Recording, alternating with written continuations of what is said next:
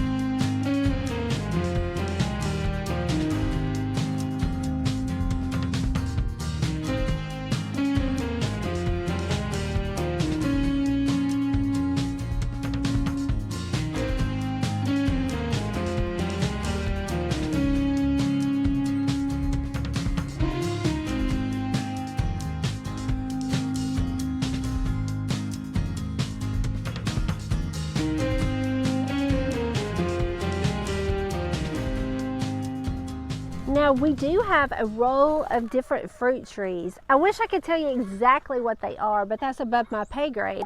Although I think that one might be a plum, and I feel like this is an apple just by looking at the fruit that's starting to come on it. Now I'm standing on the part of the acreage that's fenced in around the house. So you've got that little garden area in front of the house, then you've got an above ground pool, they've got a fire pit, a little picnic area.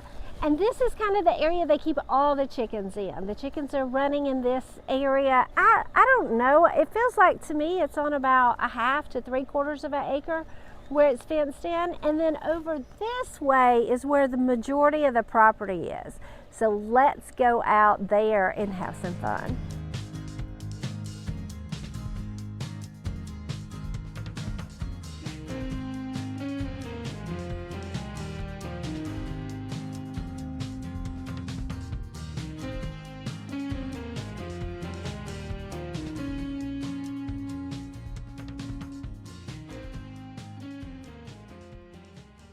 So what's the difference in a hobby farm and a real farm? So as we were coming out here, we did a little research because a hobby farm typically is just for personal enjoyment.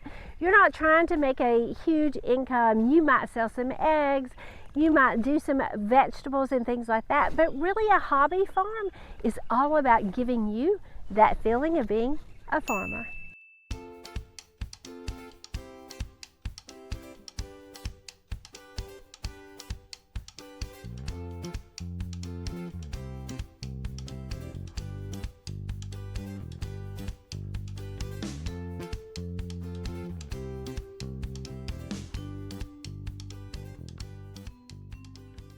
We're in the back section and this is all fenced in too. So if you had goats or a couple of cows or horses, you could kind of separate them out because there's really 3 different areas. There's the section that the house is on, then there's the section with the barns, and then you have this section. Or you could even do some more expansion, clean it up some, get some more sunlight, and have yet another pasture.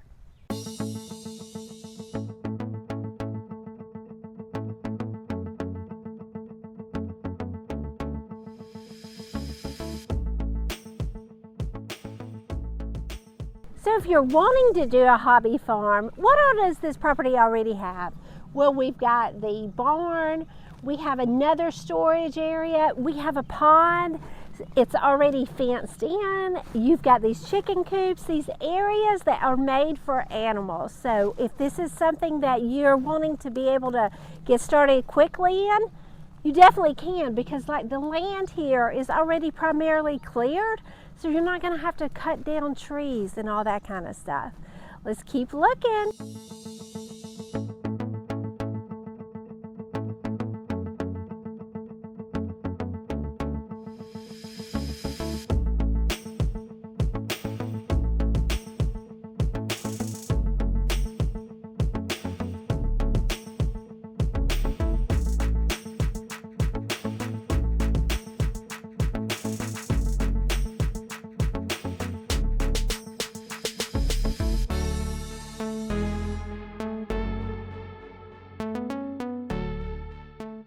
hobby farming is so exciting because we see all this outside and we're connecting with nature, and hopefully we're growing all this stuff. And then when you bring it in, you've got to do something with it, because the thing about gardening is there is a lot of it that comes in.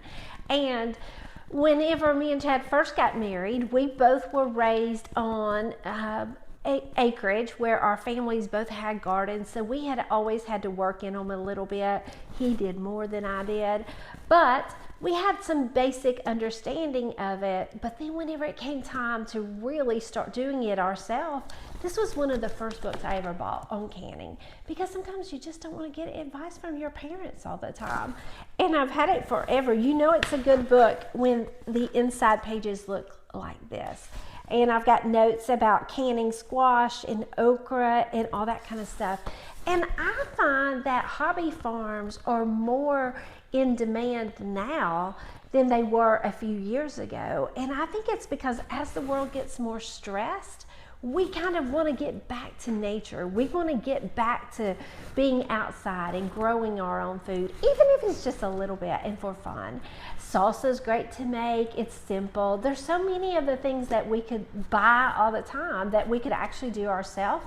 And if you're looking for a house and you're thinking, well, how does that work? This island would be perfect, because you do need some space to cut and spread all this stuff out. So let's keep looking around.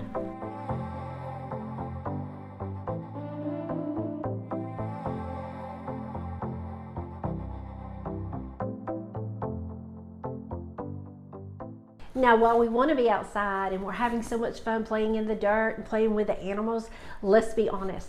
When we come inside, we want a owner's bathroom that has everything from a soaking tub to a stepless shower, and it feels like you're in something super modern, even though we were just outside playing in the dirt.